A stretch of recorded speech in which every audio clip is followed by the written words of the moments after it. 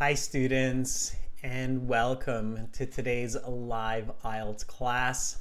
My name is Adrian. I'm streaming to you from beautiful Victoria, the capital city of British Columbia here in Western Canada. I hope that everybody has had a great week. I hope you're all looking forward to an enjoyable weekend. Students, this is an IELTS reading class, and we will be reading an IELTS passage and answering questions. And this reading is about the English language. So it's good for your English studies to know this knowledge as well, and the way that English is related to German. English is a Germanic language. It comes from German, and we're going to read and learn about that in today's class. This is a subscriber chat class, and so if you subscribe to our YouTube channel, you can join the chat. It's a good idea so that you can get notifications. Hit the bell button so you get notified of our live classes and important updates that will help you with your IELTS studies.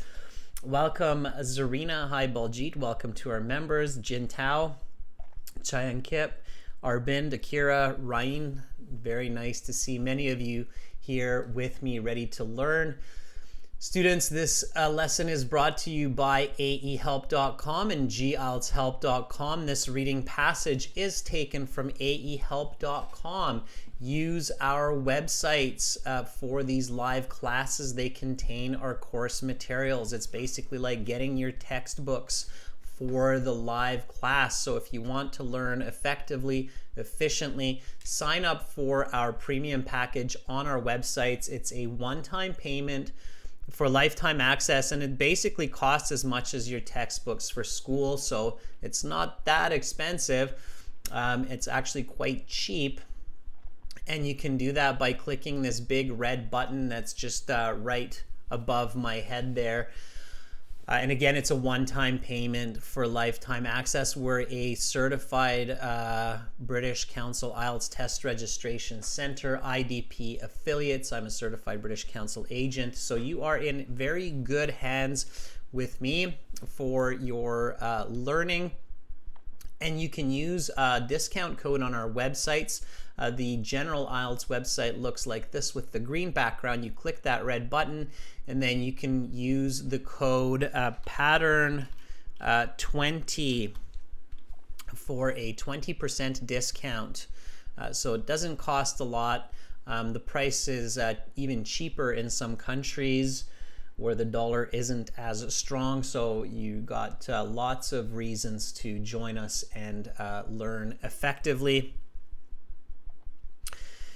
We have apps that power our websites. The apps are Academic IELTS Help and General IELTS Help in your app stores. Download those, link them to the websites. Follow us on Instagram, IELTS_AEHelp and GIELTS Help. And then you can send me an email if you have questions.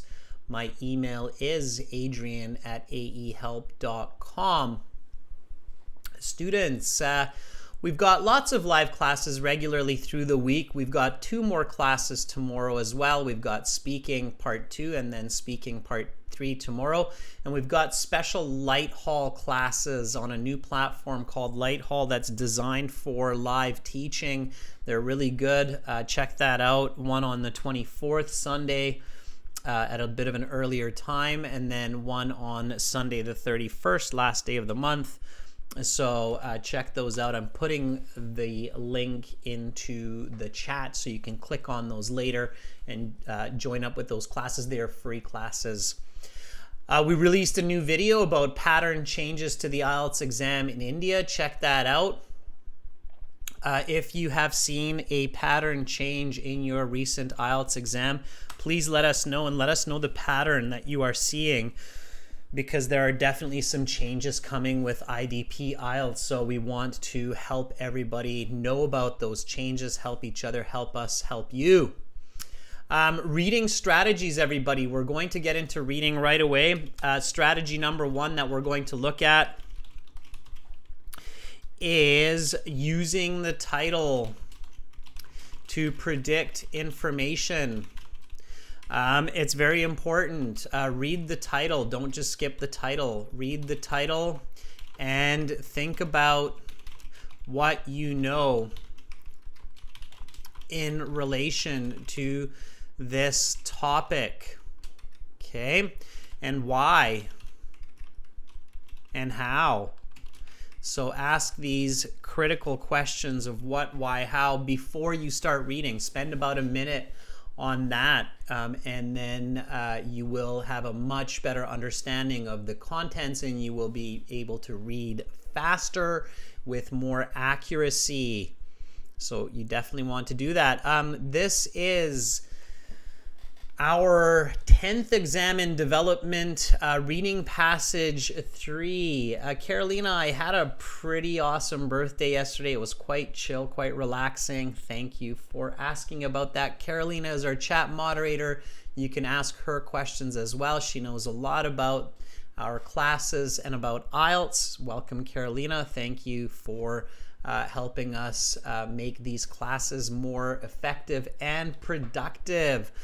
So here is our IELTS reading passage. The topic, read it with me, students. This is a reading class. It's German and English. Differences and similarities.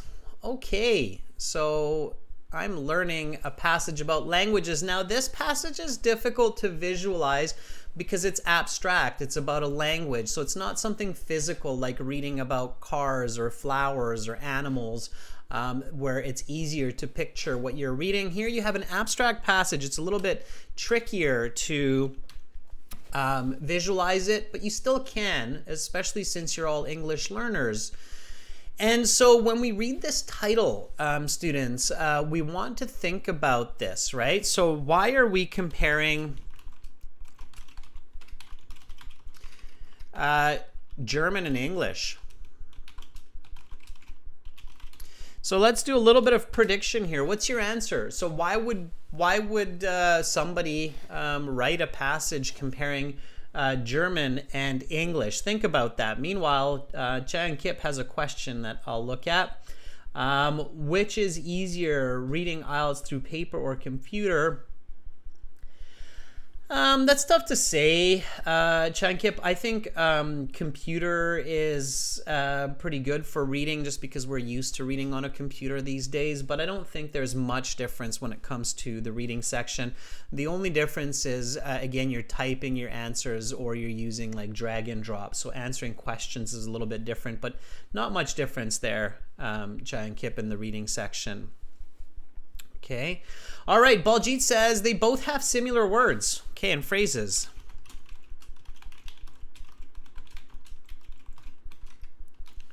All right.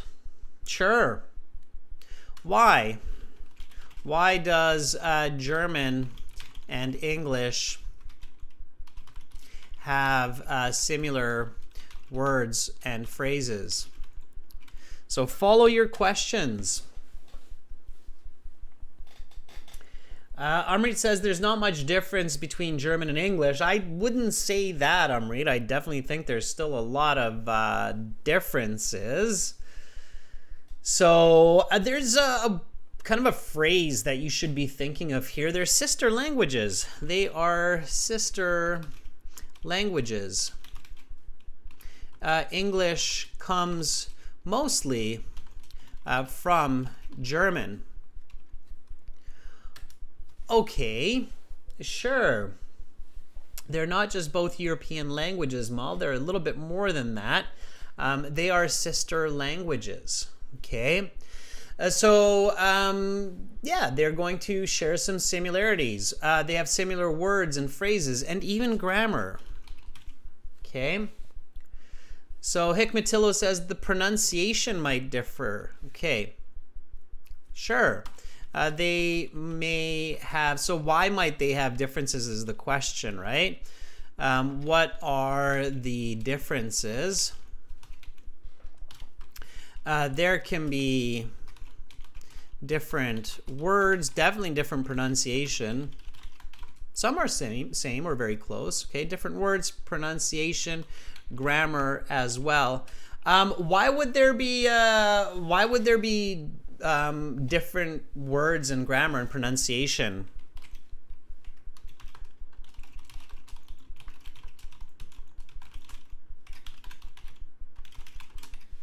Okay. So why is that? Why would they sound different, Ghazi? And there are a lot of people that learn both German and English together because they're both quite important languages, especially if you're studying medicine. So in biology and in medicine, there are a lot of words coming from German as well as English. And if you study both of them, you realize that, hey, that's kind of a nice way to learn these two languages because of all those similarities. Baljit says, as they are from different nations. Yes and no, Baljit. English is Germanic. The English people originally come from, at least the Anglo-Saxons, or the Saxons especially, come from Old Germany. I'm not going to get into lots of history, but come from Old Germany into the UK. Jintao says, different culture, living style. Yeah, so different culture, sure. Okay. Why else? Maybe because, and this is where you have critical thinking, right? Is different language influence from other languages. Yeah, let's see how many of you have learned a little bit about English roots, right? So English is mostly Germanic. What other languages make up German? So, although English is a Germanic language, it is also greatly influenced by what other language? Anybody know what other language has had a major impact on the English language other than German? And the more you know about a topic, definitely the better you will do in the reading passage. So gathering information is a very good idea. Ghazi says France, and Zohid says Latin. Yes, French and Latin. And what else? As well as some other languages. Does anybody know what other language has had a big influence? There are over 800 common words used in English from this language. Yeah, Zhao Lin, it's not Roman. Romans spoke Latin, so it's Latin, right? French. Okay. Bipana, you are very welcome. Thank you for that. There's no such students. Important history. Roman language is Latin. Okay, the Romans spoke Latin. Okay. 5 Working Brain Cells says Sanskrit. Yes, so lots of other languages, including Arabic. Okay. There are actually lots of words in English from Arabic as well. If you check into that, you will be surprised. I know we have a lot of students from various Arabic nations as well, like Saudi Arabia and Syria, as well as many other Arabic nations. And Arabic has had a big influence on English also throughout the centuries. So mixing people, right? And English is fast evolving. Okay. All right, good. So now we've thought a little bit about this. So at least before we read this passage, now we know that English is Germanic, but other languages have changed it. And we also know that this is in connection to grammar, pronunciation, culture, vocabulary. So let's find out a little bit more. And to find out a little bit more, we want to look at the questions before we read. So here we have questions 27 to 30. Questions 27 to 30 says, reading passage 3 has 7 paragraphs, A to G. Yes, it does. There's paragraph G. A, B, C, D, E, F, G. Okay, so which paragraph contains the following information? Write the correct letter in boxes 27 to 30 on your answer sheet. Now, this question you cannot skim or scan because you're going to end up reading the passage 10 times before you finish these questions. So you have to read the passage to answer these questions correctly. And I will show you how to do that. Now, all of this information is in the passage, okay? So with this kind of question, it's good to review it before the passage because all the information is in the passage at some point, okay? Now, the paragraphs, just like in the Task 2 essay that I was teaching you, are structured the same way as your Task 2 essay. So they have body paragraphs will have a topic sentence, they will have explanations, they will have examples, okay? So when you're reading these pieces of information, you should think about what element you're looking for here. So let's read these carefully, and then you tell me whether this is searching for the topic, this is searching for an explanation, or if it's searching for an example. So number 27 here, read with me. The development of English beyond its language antecedents. Okay, so is this an explanation, or a topic, or an explanation, or an example? What do you think? What kind of information is this? And the reason you want to know this is because that gives you a good idea of where you might find this information. At the beginning of a paragraph, in the middle of a paragraph, at the end of the paragraph. So where are you likely to find this? And before you can find it, you can identify what it is. Jin Tao and Umra both say this looks like a topic. Yeah, so this definitely looks like a topic. I agree. This looks like it's going to be the topic of a paragraph, okay? So most likely we will find this answer somewhere at the beginning of a paragraph, but I'm not going to search and scan for it yet or anything like that. But it gives me a good idea, okay? All right. Really tricky, this next one. Let's take a look. No, I'm just kidding. I'm being sarcastic about that tricky part. So 28, an example of English literature being similar in the past. Is that a topic, an explanation, or an example? Okay, so what am I going to be looking at here? This next one, number 28. It should be very easy because I think they kind of give you the answer that I'm asking you. Yeah, Zohid says it's an example. Of course, they say an example of English literature. So if it's an example, then where will I likely find the answer? So I will likely find the answer at the end or middle of a body paragraph. Likely, not for sure, but likely, right? The first one, topic, I will likely find it at the beginning.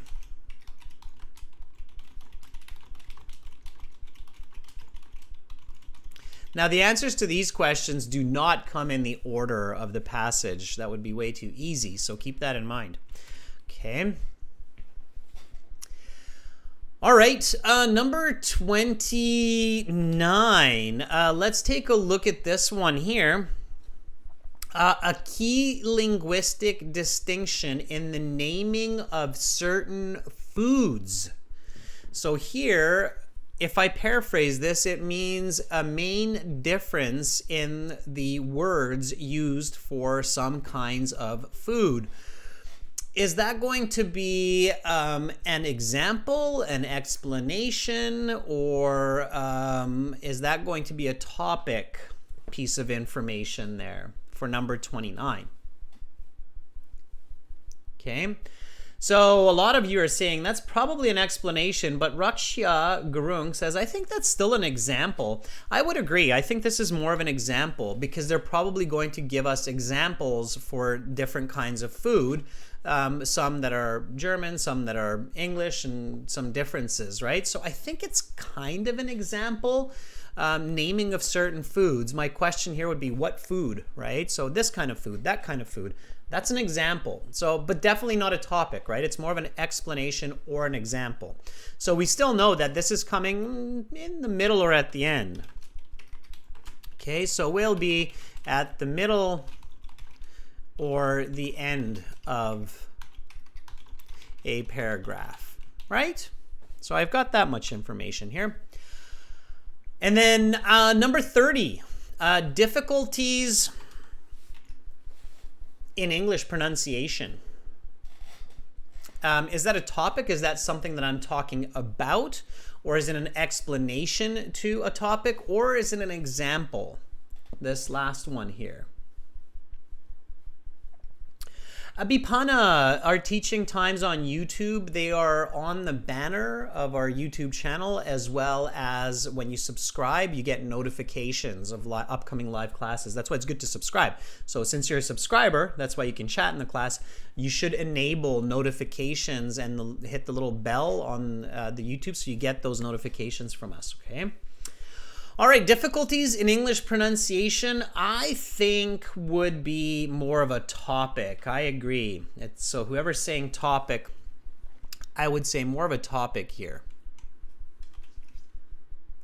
We're talking about the difficulties of English pronunciation. So more of a topic. So probably coming at the beginning, likely at the beginning of a body paragraph. Right? Okay, so while I'm reading these types of questions, I'm thinking about the paraphrasing and I'm thinking about what part of information they are. Okay, does that make sense? Is everybody clear on this strategy with matching information to paragraphs? It's good to paraphrase them, so think about other ways that you will see these statements in the text. And it's good to think about what type of information your brain is seeking, whether it's seeking a topic, a controlling idea, or sorry, well, yeah, could be that, an explanation or an example. Okay, so topic, explanation, example. Thumbs up, Amrit. Baljit says yes with a long hissing S. Okay, so good. Keep that in mind. All right. Okay, and now we have, this nice long question. We have to fill in these blanks, and then we've got some true, false, not given. So here, two languages split into two by another. Okay, so this is specific information. Let's read this. It's all in the passage. It's a summary, right? So we have all of the information in the passage to answer this question. So let's just read it. Now, this type of question, read it nice and fast. If you don't understand all of it, that's okay. Don't worry about that. Just read it before you read the passage. So here we go. Read with me. German and English have a common ancestor known as Proto-Germanic. This language was spoken by people in Europe thousands of years ago. Because of this, English and German are considered something languages. However, there are also something differences between the two languages despite their common heritage. Though the English of 1500 years ago was similar to German, the French-speaking Norman conquest of Britain in 1066 something, the English language. All of a sudden, French words flooded into the country and its people's speech. This French influence is the source of the divergence between words like cow and beef. However, one word that did not follow this trend was, since its French equivalent looked like a negative sounding English word. While the French influence on English is clear, most of the most common words in English are still Germanic. Many words are even spoken similarly, that is, their something is roughly the same. Word order is one point of difference for German and English. A key aspect of German is that the verb always goes second. Conversely, in English, the verb can go almost something. Okay, don't try to guess these. Don't try to answer these. Read the passage first. Now, good. So we have some information there. We do know that we're thinking correctly. English is a Germanic language. There's a strong connection with words, pronunciation, grammar. And we do know that it changed because of other languages such as French. So we're reassured that we were thinking correctly when we read the title, right? Okay, and then we have true, false, not given. Do not read true, false, not given before the passage because this can be confusing. So do not read true, false, not given, or yes, no, not given, obviously, before the passage, as this can be quite confusing. Okay, so don't read it. Just leave it. Wait till the end. Okay, and then we go back, and in our next step, we read the passage. And we digest the passage. That means we comprehend it. We take in the information. Now, students, I want you to read the passage. So let's do this together, okay? And we're going to do this a little bit differently than what you're used to. So we're going to have some volunteers to read, but I will do it a little bit differently, okay? So for volunteering to read, I will read the paragraph and then you will read the paragraph. We'll talk about it a little bit and then we'll get another volunteer. Now you're probably asking right now, how do I volunteer? How can I read a passage on YouTube? Well, the way you can do it is you go to our website, aehelp.com, and you register or log in to your student account. You can log into a free account. You do not have to pay to do this, okay? I will show you how. If you want to pay, you can, and it's a good idea. We use these materials all the time, and if you want to access the reading material on the website, you need the premium package. But for speaking and for volunteering, you can just register for free by clicking that green button that's just right behind my head there, okay? And if you want all the materials, basically you want to get your textbooks for these live classes, then the best is to join the premium package, one-time payment. You do not have to pay every month. You get the app, you get everything, you get all of the listening audio, and then you have all the course material, okay? So it's a good idea to do that. And then once you register, it's pretty easy, standard internet registration process. Then you have a My Student account. And in your My Student account, you have all of the materials if you have the full course, including this. Actually, this reading you don't have yet. This is going to be added later. This is new material. But you have lots of reading. And then you click on this Student Partner Practice that's right there. Okay, that's what we use for our speaking practice sessions as well. So get familiar with it, click on it. Make sure your microphone is working. Make sure your speakers are working. You accept the terms. And then you are redirected to this page here, which is a chat interface with audio and video like WhatsApp or like Skype. It's got all those features. And now you can basically send me a message. You will see me as Master, and you can send me a message to Master. Click on the blue envelope. Okay, so blue envelope, everybody. Not the other ones, the blue envelope, and say, I would like to read, okay? And then we will read together, and we will do this together. It's great practice. Everybody read along, everybody read together, okay? All right, let's start, because yesterday we started from the top of the list.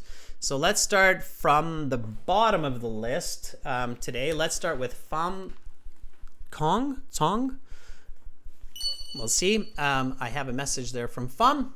Pham says, I want to volunteer. All right, Pham. It's a great way to build confidence too, everybody. So Pham, are you ready to do a bit of reading? Now, Pham, I'm going to help you because I will read first. Okay, so Pham, are you ready to read? Again, enable your microphone. Have a good internet connection. Okay. All right.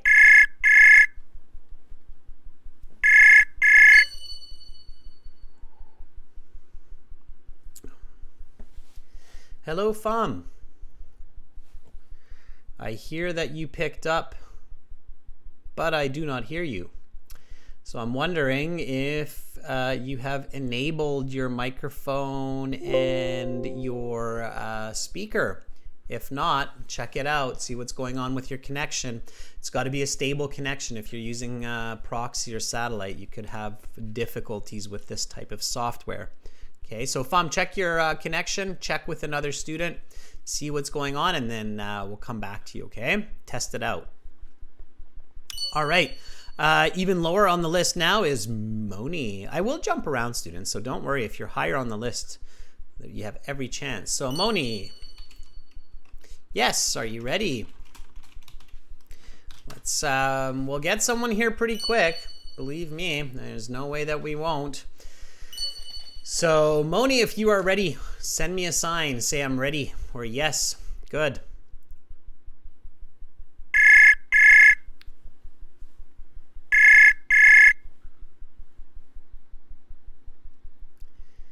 Hello. Hi, Moni. Hi, sir. How are you? I'm good, thank you. How are you doing?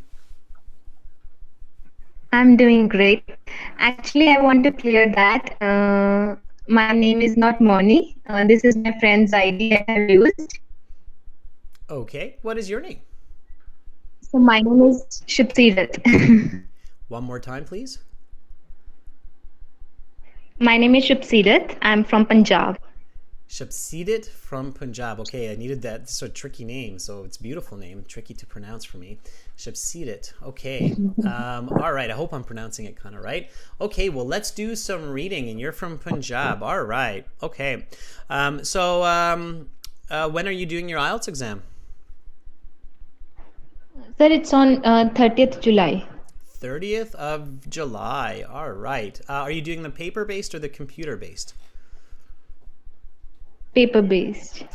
Okay. And are you aware that there's a pattern change with the paper-based exam in India? Yes, sir. I have watched your video just now. Okay. Yeah, let us know. But actually, I have some. Go ahead. Like some are saying that like listening will come before reading, so reading at the end, but in your video you are saying that reading will be in the middle. Yeah, we're getting both. So I'm a bit confused. It is a bit confusing because IDP notification says that it goes reading and then listening. So I'm not sure. They might actually be testing both of them. So do it both ways, but definitely be ready for the writing section first. That's what's really important. And when you do your exam, let us know in the comments on that video what was the pattern of your exam, because I think IDP is testing a few different formats. So we really want to know what's the most popular right now. Okay. Okay, sir. All right. Okay, let's get focused back on reading. So reading might come second or might come third. One of the two for sure. Okay, so let's do this. Let's read. I'm going to help you a little bit. So I will read this first, and everybody who's watching, you can read with me. For you, just wait till I'm finished reading paragraph A, and then after I finish reading paragraph A, then you can start reading, okay? So just pay attention to my speed, my pronunciation, and then try to copy it as much as possible. You can read along with your eyes while I'm reading aloud, okay? Okay, sir. All right, here we go. So German and English, differences and similarities. German and English share a common ancestral language known today as Proto-Germanic, which was spoken by Western European peoples thousands of years ago. Just as people who share a common ancestor are related, languages that share a common ancestor are also related. English and German are sibling languages. They are each descended from Proto-Germanic and therefore also share a number of linguistic features. However, the languages have also diverged significantly over the centuries, and today they have many notable differences in addition to their ancestral similarities.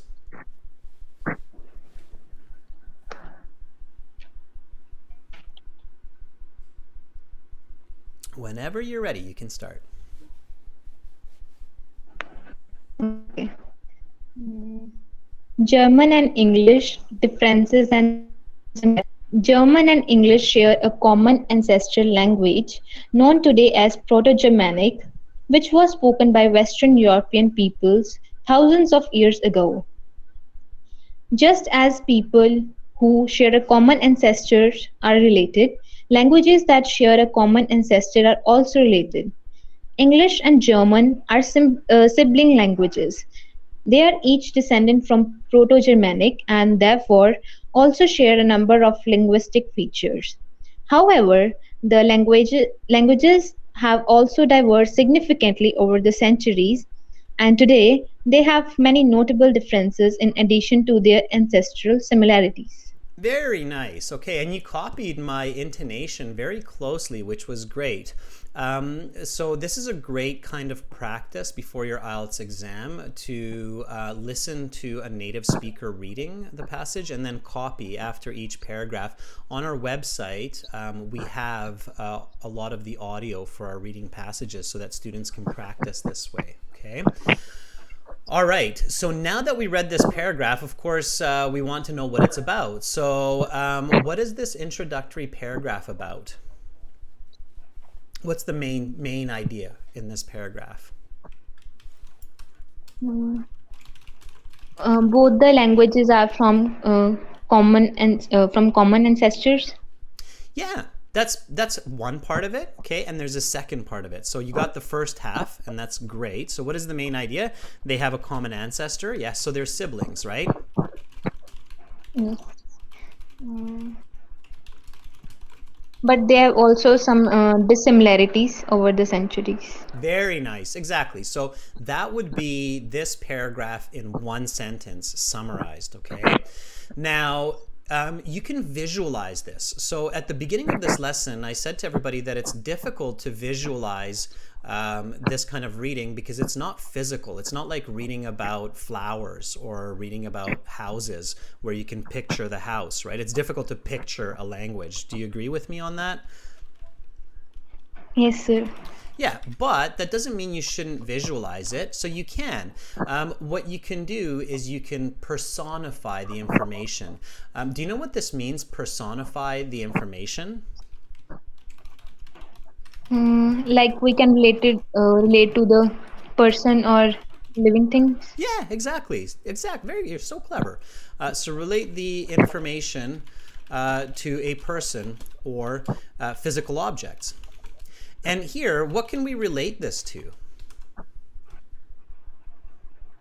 If we're reading this paragraph, there's actually a very easy way we can relate German and English. We can relate it to sisters or brothers, right? Because the passage says they're sibling languages. So we can imagine that you have one sibling here. I'm just drawing a very small little person, and this sibling is English, and they are holding hands with their brother or their sister, and their brother or sister, I've got a smaller head, I don't know why, didn't fit, is German, okay? So as you're reading this passage, now you can kind of picture that English is this one brother and German is this other brother, and they're kind of similar because they're siblings, but they're not the same. They've got different hair color, different eye color maybe. So we can kind of start picturing this information. It's called personifying the information. Do you know why it's good to personify the information? I think it is easy to remember. You are super smart. You're like my teacher's assistant today. Yeah, exactly. Yeah, so when you personify information, when you give it physical form, then it's much easier to remember and understand that information because humans are extremely visual, right? So when we can picture English, and this brother even speaking English, and then that brother as German and speaking German, and we start to add those characteristics, then we're going to remember that, okay, A was introducing these siblings and saying that, you know, they have different hair color, eye color, but they're still siblings, they're holding hands, right? So exactly, that's very clever, and you will see that that will help us later when we're answering these questions. So that was really awesome. Thank you for being my first volunteer and a very, very clever volunteer at that. So keep up the good practice, okay? Sir, actually, I have one question. Can I ask? Yes, go ahead. Actually, my reading speed is not very fast. Like when I practice my reading test, so reading passage one and two, I do like I read whole, but in the passage three, I have to do skimming and scanning because of the less time. So I don't know Yeah. what to do, and my exam is near. My feeling, so listening to your, and this is a very common situation with people. So a lot of people feel this way, but they're actually mistaken. So I think that in your situation, you're mistaken. I don't think that your difficulty is with your reading speed, because the way that you're speaking English and the way that you were reading right now is absolutely okay to finish all three passages. I think what's happening is that you're reading the passage too much. You're reading the information too many times. You're probably looking for every answer in the passage. When you're doing the reading, are you finding that for every question you're going back to the passage to read it? Yes, sir. Okay, Most that's of the yeah, so that's the challenge. That's what you have to fix, okay? You can't be looking for every answer. So when you read the passage, you should be able to answer at least half of the questions without reading the passage again. So the problem isn't your speed, it's your comprehension and your confidence. You need to confidently answer half of the questions without searching the passage again. Because if you can read the passage in 8-9 minutes, which I'm sure you can, then you have 11-12 minutes for those questions, and that's lots of time. So you need to focus more on your comprehension than your actual speed and your confidence. Okay, so that's what you want to practice. You don't need to read faster, you just need to read accurately and with confidence. Okay. Okay, sir. All I will right, try my best. that's what we're doing right now. What you just did by reading this paragraph and then thinking about the main points of the paragraph and picturing it with the brother sister, that's exactly what we're doing, is we're improving your comprehension. Okay. Okay, sir. All right, stay in the class and you'll see more. All right, you'll see why. Okay, thank you for volunteering. We'll take somebody else. Bye for now. Okay, sir. All right, thumbs up. I'm not going to try to pronounce your name again. I'm sorry. It was really tough for me. Surish, I think it was. Okay, I tried anyway. All right, so that was paragraph 1. And again, pay attention, students. Often it's not the speed of reading, it's the comprehension. If you can read slowly but understand everything you read, you can answer those questions quite fast, okay? Thanks for the thumbs up, everybody. All right, let's go to the next person here. That was Moni, or sorry, not Moni, because it's a friend's account. Let's go to Baljeet here. Baljeet says, I would like to read. Okay. Are you ready, Baljeet, to read our second paragraph? We're going to pick up speed here, everybody. No worries. But basically the format is the same. I read, you read, we identify the main points, okay? That's what we're doing here. I read, you read, we identify the main points. Baljeet, if you're still there, let me know, and we'll get cracking on paragraph B. All right. Baljeet says, ready as I'll ever be. All right, Baljeet, let's do it.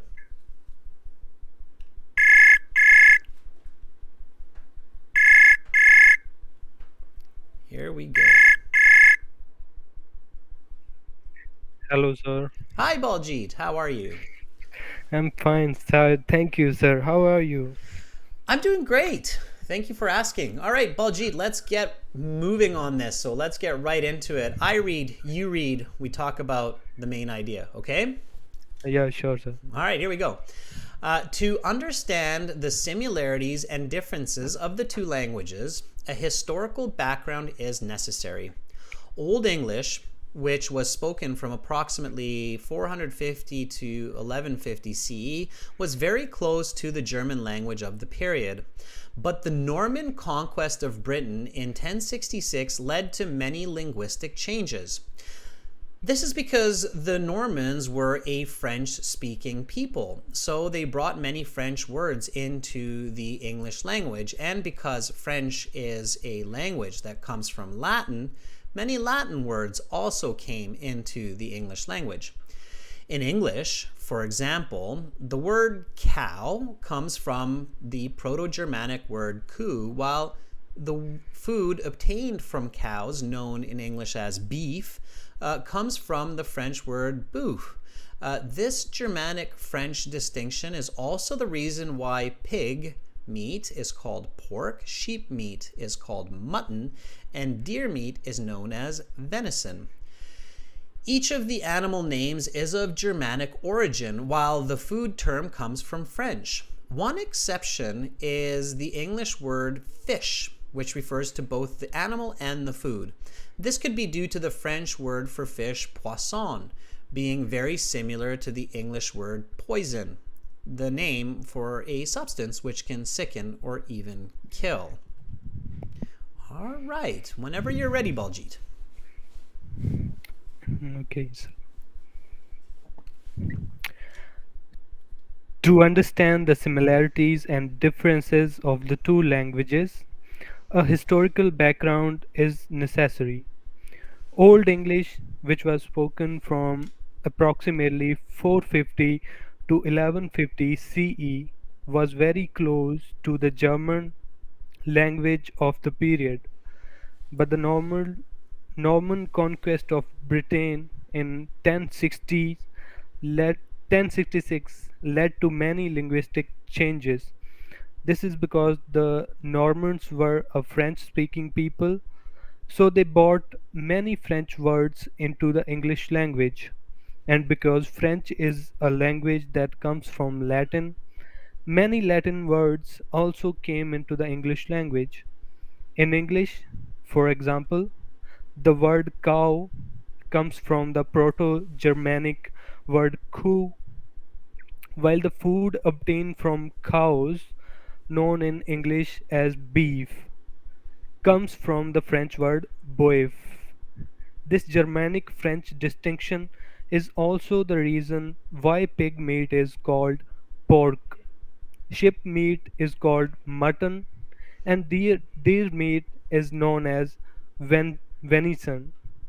Each of the animal names is of Germanic origin, while the term comes from French. One exception is the English word fish, which refers to both the animal and the food. This could be due to the French word for fish, poisson, being very similar to the English word poison. This the name for a substance which can sicken or even kill. Nice. Good. Okay, Baljit, and that's good. So, yeah, I mean, I think your speed is okay. You might want to work on increasing it slightly, but you don't need to read much faster than that to do a good job in a reading passage, as long as you understand what you're reading. If you understand what you're reading, you'll be fine if you don't need to reread this paragraph. So, before we talk about what this is about, right, let's talk about the visualization here. So, let's say that you are picturing this, right? And of course, you now have, your English brother here hanging out, holding hands with the German brother, right? What else do you suddenly see now? Like in English, the words or the names of foods come from Germanic language. That's what you think, but that's not what you see. What do you actually see in this case? If we're personifying, so as we were talking about giving characteristics or giving, physical attributes, characteristics to the information, then I should see something else happening here. Like I can put in German language, I can like see a person with cow stripes as well as Okay, or maybe holding a fish, right? So here's this German brother of mine who's got a fish. They caught a fish, and I'm like, hey, that's awesome. I'm giving them a thumbs up, right? There we go, thumbs up. Awesome. like he has shared of with pictures of cows. Okay, sure. So yes, good. So you're adding these animals into the picture, right? The food. So you've got a picture of a cow or the picture of a fish. I chose the fish because it was the easiest to draw for me quickly, but it could be a cow as well. Sure, but I should be seeing something else as well here. Yeah, Ghazi's very good in the chat there. Ghazi says, you should see their uncle coming into this picture. Who's the uncle? And the uncle says, no, that's not a fish, that's a poisson. Okay, so who's the uncle? Uncle is English or German? Uncle is German. No, uncle is French. Uncle is the French, right? So you have to see that, Baljeet. You have to see the French uncle coming into the picture. What time does the French uncle come into the picture? At the very end. Okay, later on, right? Where is uncle? We have an uncle? Oh yeah, okay, we have an uncle. Uncle's coming. If we want to be more specific, right, then it would be at 1066 with the Norman invasion. So uncle came with the Normans in 1066 CE, right? Yes. So that's when uncle came in and said, that's not a fish, it is a poisson, right? So I'm sure if Sarah, one of our regular viewers from France, is watching, she's having a good laugh. So yes, so the French uncle just came into the picture, right? And now I'm kind of confused, like, oh, what's going on? Is that a fish? Is that a wait, that sounds like poison. I'm just going to keep calling it a fish. So this is personification. And when you practice this, Baljeet, so when you read regularly and you practice molding information into visual information in the brain like that, you become extremely capable of answering questions based on what you read, okay? This is what you need to do. And this makes you a powerful communicator, okay? So we've got our brothers here, English, German, and then we've got Uncle French, according to Ghazi, coming into the picture. All right, so now we know what the paragraph is about. It's about the sibling languages, where this sibling here, the English one, got a little bit confused and changed by the uncle who came in and moved in with the English brother, and the German brother kind of maybe moved away a little bit. Okay? Yes, sir. All right, so think about that, Baljeet. Not what the thought is inside your head, but what the picture is inside your head. Okay? I got it, sir. Awesome. No. Okay. Awesome, Baljeet. All right. Well, thank you for helping me show and build that family tree a little bit.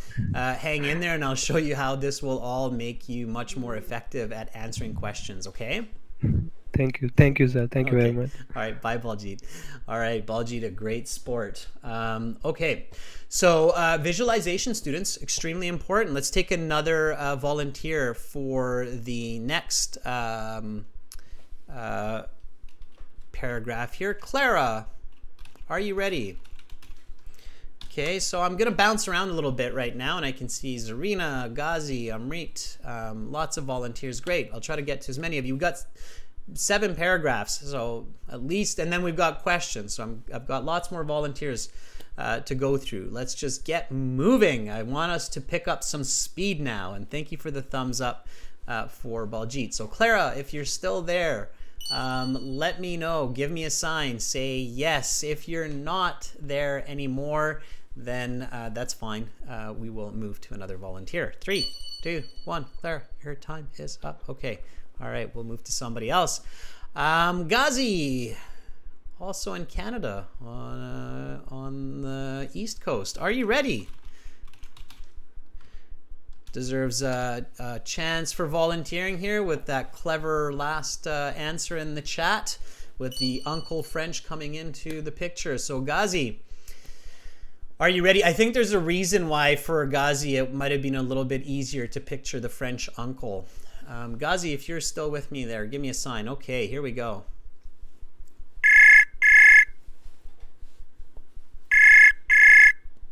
All right. Hello, Adrian. Hi, Ghazi. How are you? I'm fine. How about you? I'm pretty good. You sound a little bit quieter, a little bit distant. Maybe move the mic closer if you can, or turn up your mic volume. How about now? A little bit better. I mean, I can hear you. It's good enough for me. So hopefully everybody else can hear as well. I call you from the upstairs. I keep away from the kids, you know.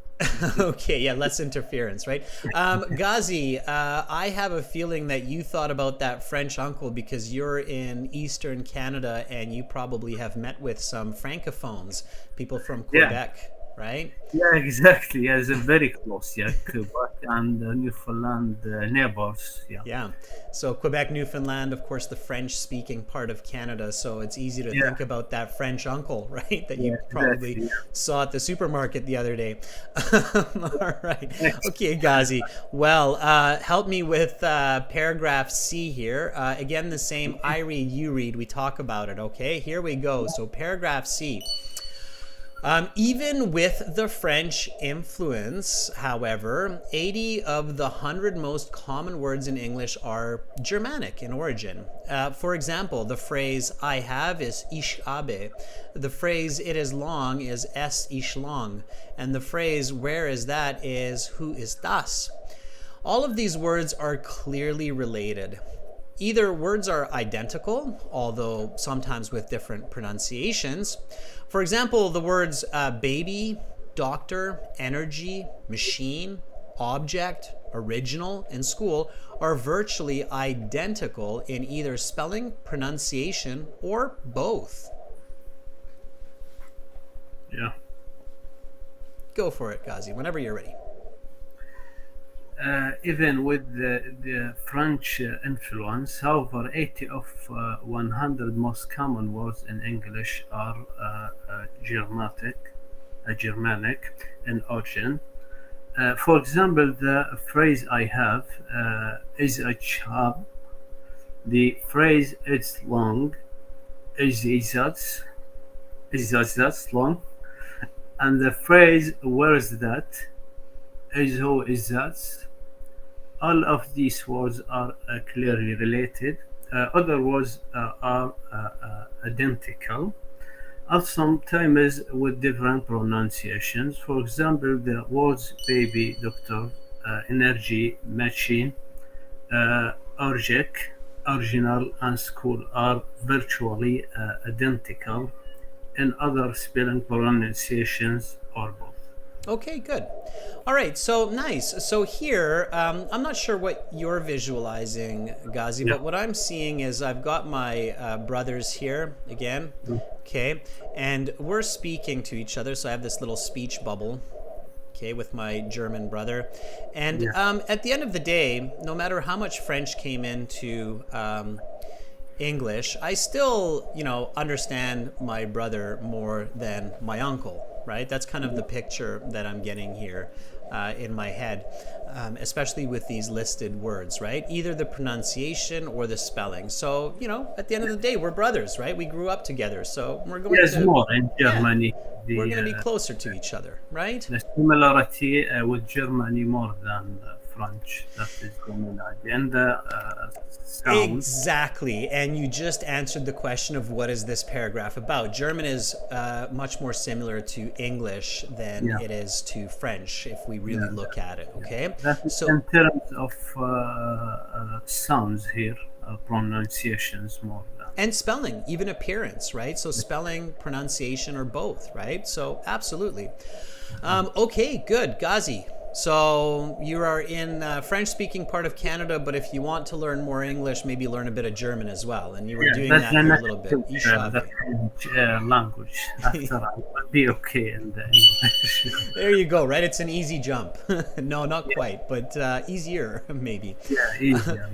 All right. And Ghazi, you speak Arabic, so you probably noticed that there are a lot Yeah, of Arabic words yeah, in you English as mentioned well, something in the beginning, the English and the Arabic, there is a similarity. That's true. Yeah, there is some English words. The root of them is Arabic. Yeah.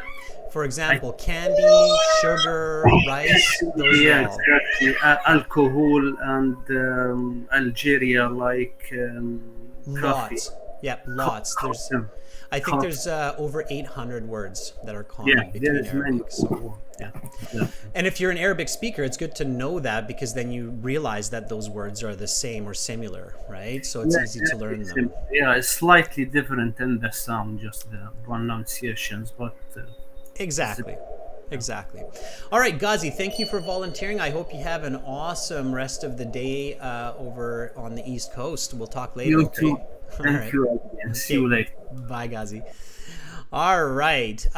So what I'm going to do here is I'm going to read the next few paragraphs just so that we can catch up a little bit.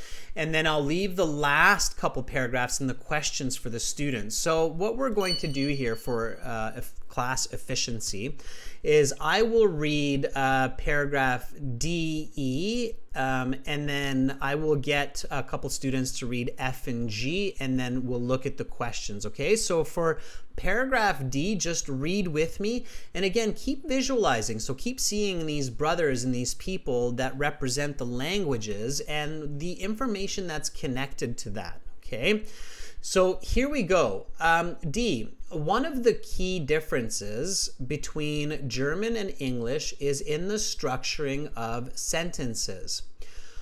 While both English and German have certain rules for word order, these rules are very different. For example, in German, the conjugated verb is always second in the sentence. Often travel I. English has no such requirement. Verbs can go first, running through the woods. Second, I run through the woods. Or last, through the woods I run. However, German sentence word order is also freer in certain ways. Interestingly, this aspect of German is often compared to Shakespearean English. This is not a coincidence. In Shakespeare's time, around 1600 CE, English was still transitioning from Middle English to Modern English. Word order reflected the language's Germanic heritage. Today, this connection has faded, and Shakespeare's works, which are taught to school-age children across the English-speaking world, seem almost foreign. Okay, so what do I see here? I still see the brothers. Okay, and now one brother, the English brother, looks like Shakespeare. So I've put, Shakespeare's face. And if you know what Shakespeare looks like, you know that Shakespeare's kind of got this long hair and a mustache and this kind of funny beard. That's usually the way they show Shakespeare. So that's English now. Shakespeare, English, my older brother maybe. If I think about structure, so I think about like the grammar, so verb, subject, object, and I'm sure many of you learned that in your English studies. I realize that in English that can move around. So what I see here is like the grammar is like the clothing. So, you've got a hat, that's maybe your object. You've got pants, that's maybe your verb. And you've got your subject, which is like a shirt on Shakespeare. And Shakespeare's kind of funny. Shakespeare sometimes puts a hat instead of pants on his legs. He puts his pants on his head. So he can really move around these clothes. That's what Shakespeare does. But my German brother, not so much. Okay, my German brother always has the hat and the shirt and the pants in the same order. All right. Okay, so that's happening quickly. I showed you that, but in my head, that happened as I was reading, very fast, okay? You do this with practice. You master this skill through practice, all right? Okay, let's keep going. One notable difference between the languages is that all nouns in German are capitalized, while only proper nouns are capitalized in English, names and places primarily. In this sense, German is simpler, but German also has more cases than English. For example, German words can have 3 genders: masculine, feminine, and neuter. In general, English does not have these. While there are some words such as bachelor and bachelorette, which denote gender, almost every English noun belongs to a neuter, non-gender class of words. This is particularly notable since the 2 ancestral languages of modern English, German and French, both observe gender when naming nouns. This is an example of English evolving past both languages. While the influence of each language on English is marked, English has also had centuries of its own development, and one of its changes has involved losing its cases, such as gendered nouns. For English learners, this makes mastering the language easier. Okay, again, visualization. We've got German, brother. Okay, let's make French now, not my uncle, but let's make French my aunt. Okay, they observe genders, and this is me. I'm kind of leaving, going to a new place. I don't know what I am. I've got short hair and a smile. I'm gender neutral, right? So I'm picturing this again. My visualization is evolving as I do this, all right? Okay, I'm going to read F as well, just so that we can get to all of the questions today. So bear with me. And then for G, I will definitely take another volunteer, and for the questions as well. Okay, so I can tell that D and E were the differences, right? Okay, here we go. Paragraph F, read with me. Another aspect of English, however, is very difficult. Unlike German, which is mostly a phonetic language, meaning that letters directly correspond to sounds, English is often hopelessly non-phonetic. Take the pair of words paid and said. By their appearance, these words should rhyme.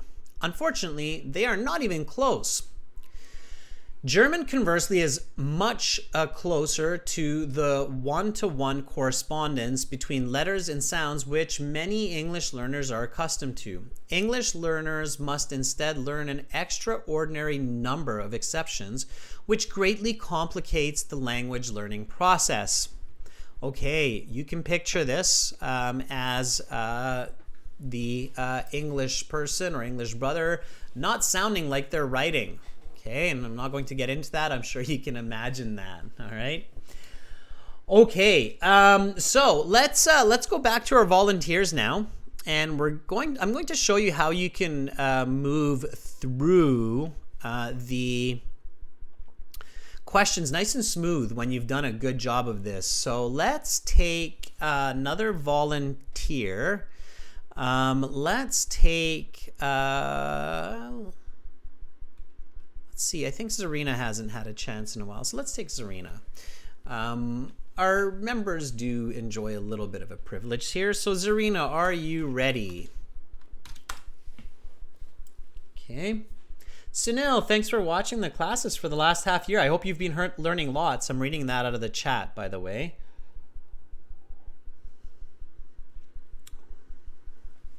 All right. Sharthak, I don't see your question about studying in Canada, so I'm not sure exactly what you're asking. Zarina, if you're still there, let me know. I know it's getting a bit late in some countries, so maybe some of you are getting ready for supper or for bed. All right. Milan is from Nepal and is asking for a bit of help using the platform to speak with me. So if somebody can help out Milan, that would be great. Zarina, I'm not getting anything from you, so let me jump to Brajesh. Okay, Brajesh, are you ready? Let's see if we can reach out to Brajesh. All right. I'm always asking first if you're ready, just to make sure that, you're there, you're paying attention. I have no idea.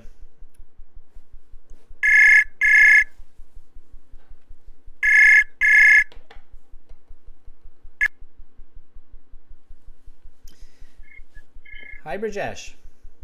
Yeah, hello, sir. How are you doing? I'm doing great. Am I pronouncing your name right, Brajesh? Yes, sir. It's Brijesh. Yes, sir. Brajesh, It's okay. correct. Yeah. Awesome. Yes, And where are you right now, Brajesh? sir. I'm from Darjeeling. Darjeeling, right. Have we Yes, talked sir. before? Yes, sir. We did in the speaking module. Yeah, because it's hard to forget Darjeeling. I told you about that movie, Darjeeling Express, with Owen Wilson and Bill Murray. Great film. Yes, sir. All right. Is it true? Yeah. Does that train still look like that? Or are there like people hanging off the train everywhere?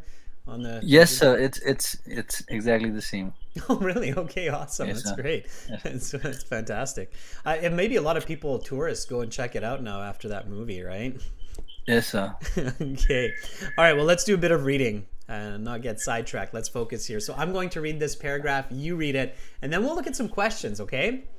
Yeah, sure, sir. Here we go. So German and English are like distant cousins. They share an ancestor and share many similarities, but they also have many differences. French influence on English in the 11th century and onwards transformed the language, and the years since have only widened the gap between German and English. Yet, they also maintain a number of similarities, and after diverging millennia ago, there is still no major language closer to English than German. Okay, go for it. Okay, so German and English are like distant cousins. They share an ancestor and share many similarities, but they also have many differences. French influence on English in the 11th century and onwards transformed the language, and the years since have only widened the gap between German and English. Yet they also maintain a number of similarities, and after diverging millennia ago, there is still no major language closer to English than German. Fantastic. It's an obvious conclusion, right?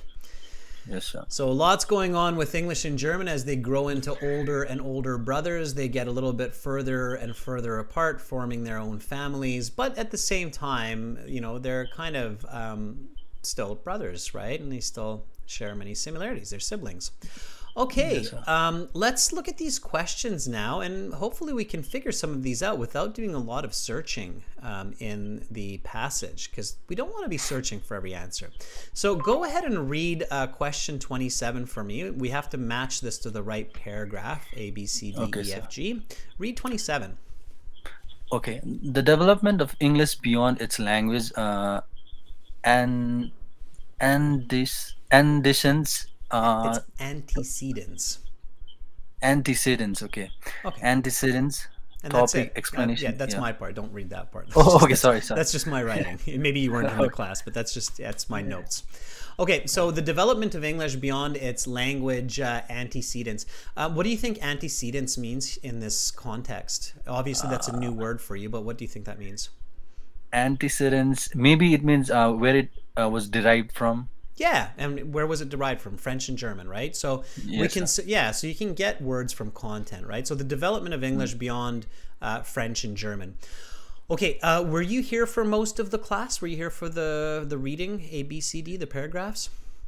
No, I wasn't here. I was actually yeah, Okay, I missed it. which paragraph did you join in? I joined in when you started skipping the volunteering part and you read the passages. Perfect. That's good. Then you can answer this question. Okay, so which paragraph is this coming from? What information is coming or is being used here?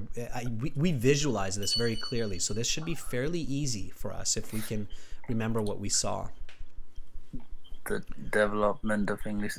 I wasn't paying much attention actually, so All you maybe needed to do was just watch my picture drawing to answer this one. If you watched me draw those pictures, those stickman pictures. the development was from when I guess it was on passage C, I guess. Well, I didn't really start reading, so I still had a volunteer for passage C. I okay. started reading from D, I believe, and here it's beyond. So remember, I have my brother or my sibling. I'm the English, right? And I have my sibling and I have my uncle, and I'm moving away from them.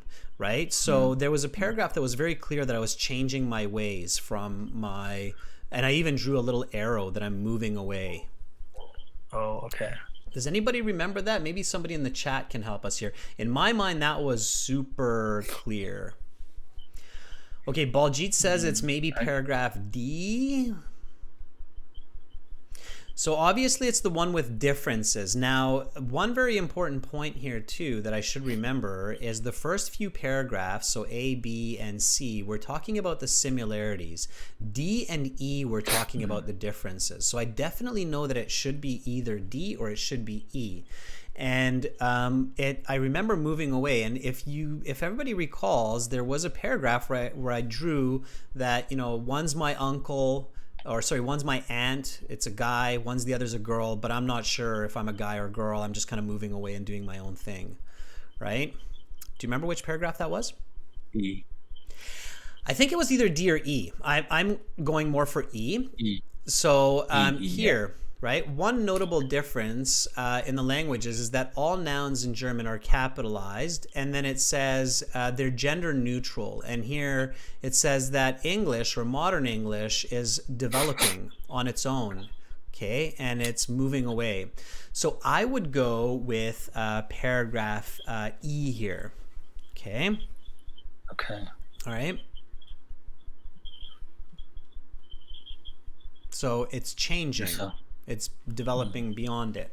Okay. All right. So think about those visualizations. They will help you. Now, I'm going Yes, to sir. take another volunteer for the next couple of questions. Okay.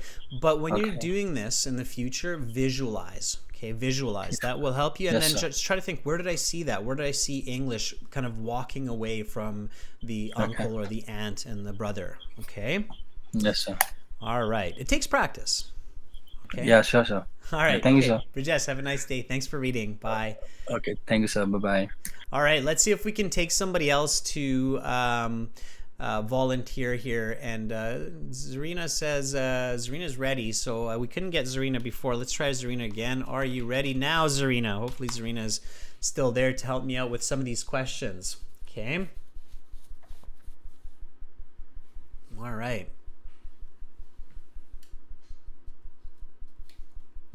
Zarina, if you're there, let me know. Okay.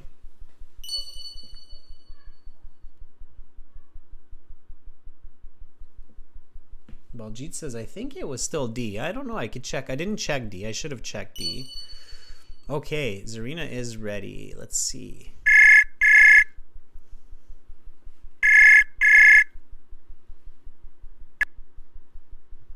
Yes, I took a shower. Hi, Zarina. Hello, sir. Good morning. Good evening to you. How are you doing? I'm doing great. All right. I was Zarina. messaging earlier, but I think my message is not going through. Yep, I got through now though. So help me Yeah. solve some of these questions. Let's do. Have you been following from the beginning of the class? Yes. Okay, because it's a little bit difficult to do these if you're not doing it from the beginning. Okay, so here is number 28. An example of English literature being similar to German in the past. All right. Which one do you think that is? So this is an example. And definitely you should not have to search for this one. You should know where it's coming from. Okay. What do you think this one's talking about, this sentence here? Which visualization? So which picture that we kind of drew in our I think comprehension? it's D. Which one? What? Okay. What's the picture? Before we jump to D, let's talk about Oh, the picture. the drawing of the siblings. Drawing of what does literature here mean? Literature means writing, right? There was one very famous person that we read about who's an Shakespeare. author. Right, Shakespeare. So here, if you're doing this IELTS exam correctly, and if you're paying attention to what you're reading, immediately Shakespeare should jump into your head, and the drawing and the picture of English Shakespeare, right? So which paragraph was Shakespeare?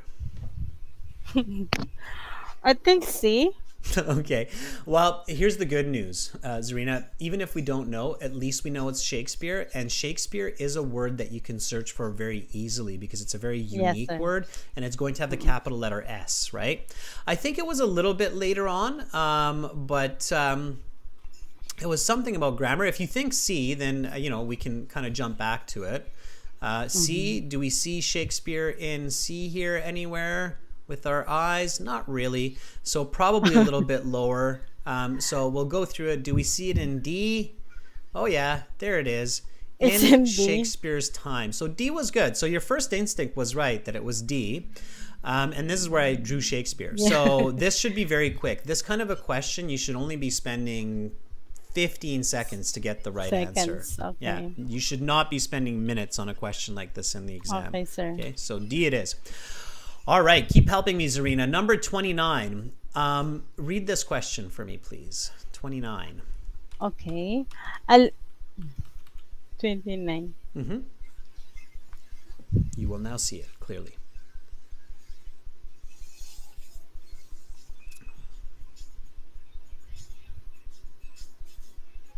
You see it, Zarina? 29. I'm highlighting it for you. Sir, I cannot see the. Okay, I'll I read think it. it's kind of delayed. I'll read it. Okay. So a Oh yeah, key I'm delayed. yeah. So a key linguistic distinction in the naming of certain foods. What picture? Those like the pork, walk, Okay, what was the picture? What was I holding in my hand? and the fish, The fish. Right. I was holding the fish. poisson. Poisson in French, but fish in English, right? Okay, and which paragraph was that? It's like I cannot remember the paragraph. It's like F or Oh, it was much earlier than that. Do you remember what happened? My French uncle came into the picture. My French yes, uncle came in and yes. said, "Oh, I am your French uncle, and I'm changing your life forever." When did uncle come into the picture? I saw uncle, I think, much earlier than F or E. It's like E. Yeah, I Oh, saw E. uncle earlier. Okay, so this is where, Zarina, this is where C. practice makes perfect, Yeah, yeah. because with practice you're going to organize these pictures. Okay, so of course Sure. once you picture what's happening, you have to organize the pictures, right? I Mm, didn't yes. see, I didn't see my uncle in A. In A it was just me and my sibling, German, and then I saw my uncle very shortly after. So it was either B or C, right? Okay. So, but I remember it was fish, right? So if I have to search, I can, search there. I remember seeing it as early as B, right? So here it says, but the Norman conquest of Britain led to many changes. And if I keep going, then I suddenly see cow, Oh, yeah. beef. Yeah, And yes. so the correct paragraph is B, right? B. Yeah. Now, even if, so some people are like, okay, but I don't remember the exact paragraph, right? If you don't remember the exact paragraph, Serena, it's okay, but you should remember roughly where the information is. Like if you're thinking it's in paragraph E for this one, you're in trouble, okay? You don't have to remember that it's B, but you should remember that it's B or C, that the French uncle came early into the picture, okay? So, and then if you have to check, you now have to check much less than the whole paragraph, because in the real IELTS exam, if you're thinking paragraph E and then you start checking paragraph E, you're going to be really lost and you're going to spend a lot of sir. time trying to find it, right? So here, Yes. the paragraph is B, but it all comes with practice. Okay, let's go to 30. Here we go. You're helping me with all of these ones now. You're stuck. All right. So read this one for me, please. Difficulties in English pronunciation. Okay. Oh, that's the period. I didn't actually draw that one. I just said what I saw because, of course, in the real IELTS, you're not drawing. Okay, so students in the real IELTS, please don't use your pencil. I mean, yeah, if you're quick, if you can draw quick stick people, it might actually help you to draw quick stick people in this case. I might do it, but I'm definitely drawing it in my head, and I did that here with this one. Do you remember which paragraph this was? Difficulties in English pronunciation? It must be in the latter part. It was in the latter part, and there was a very clear example given as well with words that don't rhyme. Difficulties. The words that don't rhyme, they were, and if somebody's an auditory learner, this would have been easy for them. Akira and Hikmatillo say F. Yeah, it was either E or F. I kind of remember F because they gave this example here, Zarina, the paid and said. Okay, sir. Right, But which I is, think I missed that part. all right, fair enough. But now we're here, and it's paid and said, Okay, so sir. it's the phonetic. It's a phonetic language, right? Talking about phonetics. So definitely paragraph F. Okay. Okay. All right, I really so- missed it. Zarina, practice your visualization and practice organizing your visualization. When you're at home, Zarina, if you're doing a passage like this at home, I would actually recommend that you draw little pictures as you go through Okay, each sir. paragraph. So have like a blank piece of paper and a pencil, and you read a paragraph, and then you create the picture in your head, and just a simple picture, just like what I did, simple stickman, and draw them in order, right? So you would have Okay, all sir. of these little drawings, and then go through the questions and look at your pictures. See what's going on. Okay? Okay, sir. Make sense? Yes, sir. Makes Okay. sense. The reason I'm saying this, Zarina, okay, it's obviously I'm not just telling you, I'm telling this to everybody who's watching. But the reason I'm emphasizing this so much is because a lot of people think that the problem is with their speed. They think that they don't read fast enough. But even the fastest reading in the world is not enough if you don't understand what you're reading. Does that make sense? Yes. Okay, so it's not about speed, it's about comprehension at a certain point. Okay, Zarina, hang in there, and we'll try to get to a couple more questions, okay? So we'll find somebody else for those, and have an awesome rest of your day. Bye, Zarina. Thank you, sir. Thank you very much. All right, Zarina was helping us out there. So watch those visualizations, right? Okay, let's take somebody else. Let's see if Mizad is with us still here. Mizad wants to volunteer. Are you ready, Mizad? If you're there, help me answer questions. Got a little bit of a surprise for you here going into the last few minutes. All right, Mizad is ready, steady. Let's go. Thanks for the thumbs up and support, students. Hi, sir. How are you? Good. Hi, Mizad. There Hi. you are. How are you? I'm good. Thank you. How are you? Yeah, I'm good. Yeah, I'm too great, sir. Fine. Thank you. Awesome. Mizad, let's do this. Let's answer some questions nice and fast here. Yeah, sure. All right.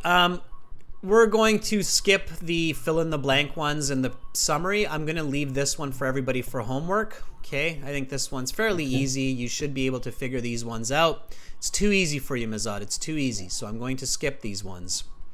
I'm going to jump to the true, false, not given. How do you feel about that? Fine. Okay. Right. It was very ambitious sounding, Mizad. You're like, all right. I thought you were going to say something like, you're mean, Adrian. You're making me do the hard questions. Or I thought you were going to go, that's awesome. I love true, false, not given. Okay, Mizad, let's do these. Do you know the strategy for true, false, not given, Mizad? There's a very good strategy for these. Yeah, the sentence if matches with the information, it is true basically. In case if the sentence doesn't match, it's the opposite, then it is false. And if no information is given for that particular thing, then if it is, then the information is not given. That's true, but that's not a strategy. How do you actually figure out the answer? So you can't be searching for it because they're paraphrased. So you're not going to get an exact match. Like you will not read the sentence rules concerning capitalization differentiate German from English. You won't read that sentence because they're paraphrasing information in many different ways. So you won't be able to match this to the text. So there's a different strategy to actually figure out whether it's true, false, or not given. Do you know the strategy for that? How do you actually deduce or logically figure this out? Well, so you can tell it to me. All right, good. That's fine. Saying no is absolutely okay. We do have a video, a reading video, an HD video, not a live class video on the channel. I think we actually have two of them now. One is for yes, no, not given. The other is for true, false, not given. And that video explains what I'm about to tell you in a lot of detail, okay? There's a very cool computer logic that you can do for this, Azad. Okay, sir. If you want to know whether or not it's given or not given, you have to figure out if it's important. Okay, so if the information that you read here is important, it's going to be given, most likely. If it's not important for this passage, then it probably won't be given. Does that make sense? Okay. Yes, absolutely. Yeah. So now if I can figure out that it's given, right? If I figure it's not given, then I'm just going to give put not given and go to the next one, because I'm not going to search for not given information. That's just crazy, right? Trying to search for not given information. Don't do that. But if I figure out that it's given, right? If I'm like, okay, that's important, so it's given, then all I have to do is figure out if it's true or if it's false, right? Make sense? Okay. So let's do it that way. So read 37 for me. Rules concerning capitalization differentiate German from English. Okay. Do you think for this passage it's important to know whether we have differences between German and English with capitalization? Yes, absolutely, because they had mentioned in the passage regarding the words. Good.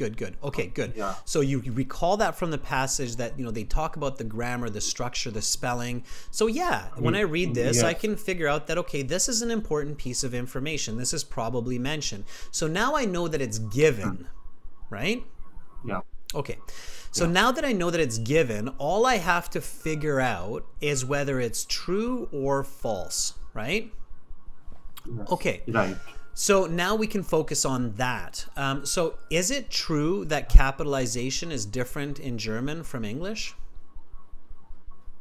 Yes, true. Can you tell me why? I agree with because you. they had mentioned in that they had mentioned in that paragraph that when you speak in English, it is in a particular sentence, and when you speak in German, it is I. So they had mentioned in the passage. Wrong.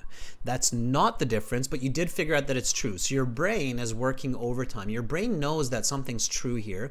It hasn't figured out clearly what that difference is in capitalization. What does the word capitalization mean? Capitalization means to capitalize on something. No, it's a different definition. Think about writing. In writing, what do you think capitalization means? Break the word. The words are in capital format. The alphabet is in capital format. Exactly, right? So the first letter is a capital letter. So you can see that here, right? The word rules is in a capital letter here, right? German is capital. English is capital. So that's what we call capitalization, okay? And in the text, if we were to go back, we would discover that English capitalizes proper nouns and the start of sentences, but German capitalizes every noun. So if we were reading this in German, then in German this C would be a capital letter as well.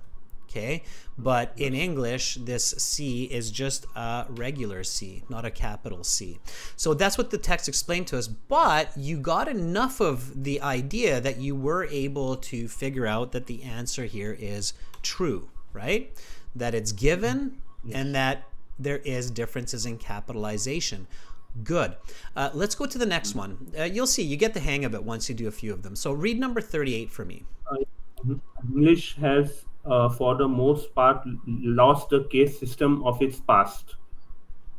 Okay. English, for the most part, case system. Okay. So it is here, not lost actually. Wait. Let's slow down. What does it mean by the case system? Case system. Because in the true false not given, if you do not understand the statement, it's extremely difficult, if not impossible, to actually answer it correctly. Then it's just a guessing game. Then we have a 33% chance of getting it right, because it's 1 in 3, right? True, false, not given. So it's we're guessing, it's 33%. So in order to answer this, we have to understand it, right? So English, for the most part, lost the case system of its past. What is the case system? I need to understand case system to answer this question. From the very beginning, they were mentioning about the different languages. That when French was incorporated those words, and when German was incorporated those words, but still English is still in the case system. It has not lost its past basically, because many words come from English. No. Quite the opposite. English has changed a lot. German and French are more close to their original languages than English is. So one other technique or strategy that you can use here is you can kind of think about the information as differences, right? And similarities to French, to French and to German, right? So it talked about the similarities and differences in grammar, in pronunciation, in vocabulary, and capitalization. In the grammar or in the culture of the language, there was a very clear difference. I even drew the picture, and that was the case system. The case system refers to what difference? It's one of the differences. Ghazi's saying, is it the identity? And Ghazi's definitely on the right track Baljit answered the question in the chat there. So if you're looking at the chat, then Baljit has the right answer for case system. It is the gender, right? So see, this is why it's really difficult to search for these answers, because here the case system is talking about the gender. So in one case, it's masculine, it's male. In the other case, it's feminine, it's female. And then in English, do we use male and female markers for words? Like in French, they say like le, la for different types of nouns. Do we do that in English? No, we don't, right? So again, challenging, right? Because for true, false, not given, step one is you have to understand the statement. So you have to figure out the paraphrasing. And once we figure that out, then we can figure out if it's important. So is this important?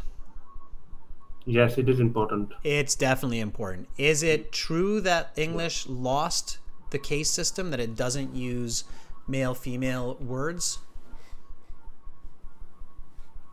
No.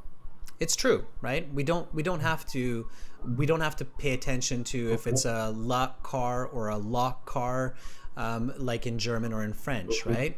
And believe me, that makes English much easier. If everybody had to learn that as well, you'd be even more angry. You'd have to think about, is it a girl or is it a boy for every noun? So it'd be a lot trickier. So here the answer again is true. There's no pattern, okay? So you'll never, like some people think that, oh, if the first one's true, this one might be false or not given. No, it can be true, true, true, true. And sometimes they do that in IELTS, okay? So you have to be really careful. Yeah, yes. Absolutely. Yeah, right. Okay, it's all based on knowledge. So here, number 39, read that one for me. Yeah. English is a phonetic language.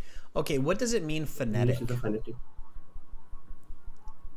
Phonetic is something very difficult. No. So this is something that you maybe learned like at the start of your English studies, like when you were learning English at the beginning. You probably heard this word from your teachers, phonetic. There's two types of languages in the world. One is a phonetic language. Phonetic language means that you read it the same way as, or you say it the same way that you read it.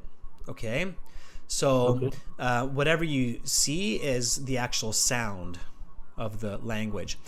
Non-phonetic languages, so languages that are not phonetic, means that you have changes in the pronunciation from the written version.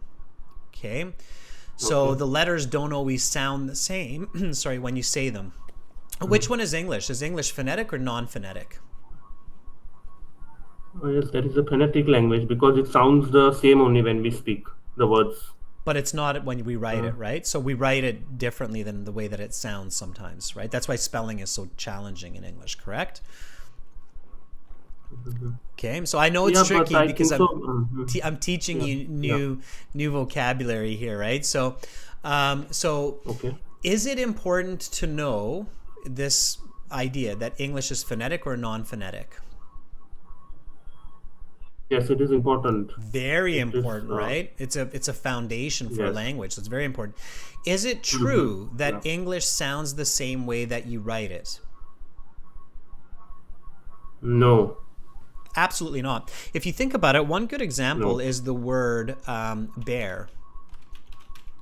Right? There's two different ways to write it, spelled differently, but sounds the same. So we can clearly say that it doesn't sound the way that you write it because we have homonyms like this, right? So the answer here then is false, right? So English is not a phonetic language. False. No, false. Yeah. Okay, last one. I know I told you you should have been like, Adrian, you're so mean. You're giving me all the hardest questions. Number 40. Read this one. Let's do it. Yes, English and German are the most closely related major languages in the world. Okay. English and German are the most closely related major languages in the world. Is this information given? Is it important? Well, it was not mentioned as such in the passage that it is closely related. It's definitely mentioned that they're closely related, but is it mentioned that it's the most closely related in the world? No, false. It's false. Whoa. So let's slow down. Do you remember reading about other languages being siblings? Like, did we read about, for example, French and Spanish being related? No, Yeah. Right? Did we read Yeah. about Hindi and Punjabi being related to each other? No. No. Did we read about Mandarin and Cantonese being related to each other? No. No, right? Now, here's another interesting question, because questions help you to answer questions. Are English and German the most closely related major languages in the world? True. Yeah. It was mentioned. Do you think, wait a second, let's not jump ahead of ourselves. Do you think Hindi and Punjabi are closer than German and English? Yeah, somewhat. Yeah. Do you think Spanish and French are closer than English to each other? Somewhat, yeah. Yeah. Does the passage talk about this? Does it compare English-German siblings to other siblings? No, it doesn't. No, it doesn't. So the information is not specific to the passage. It's too general. So the answer here is...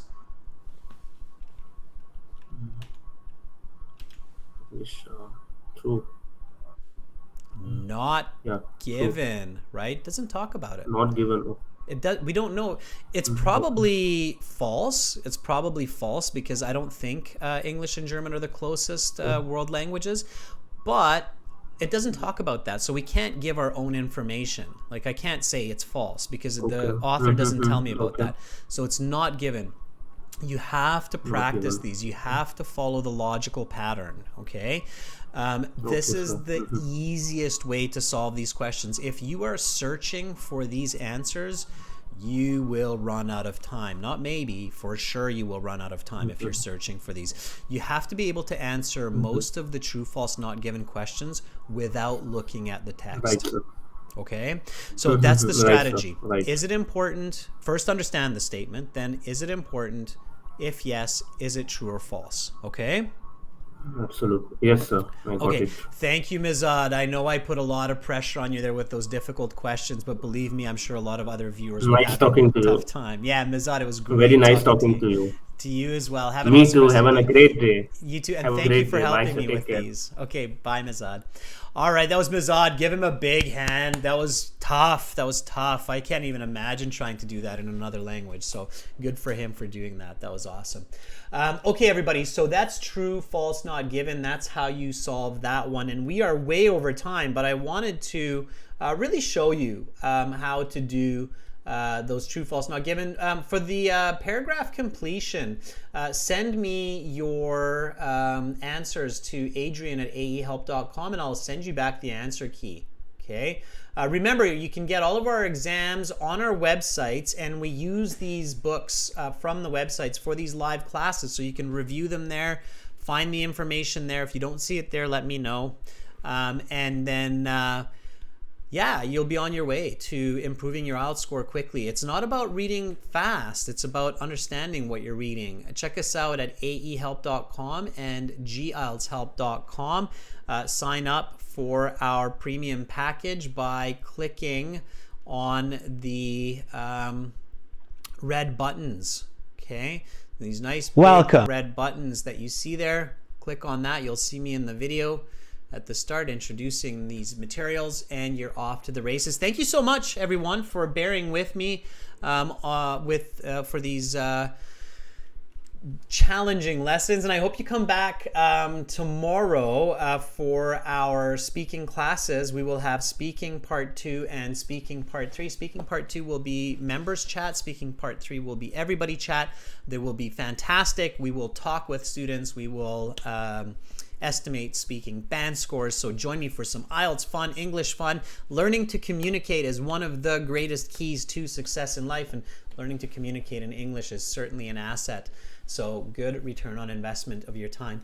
I'm Adrian. I'm signing out for now. Thank you, Carolina, for moderating. Thank you, students, for watching. Thank you, members, for your support. Much love to all of you, wherever you are in the world. Bye for now.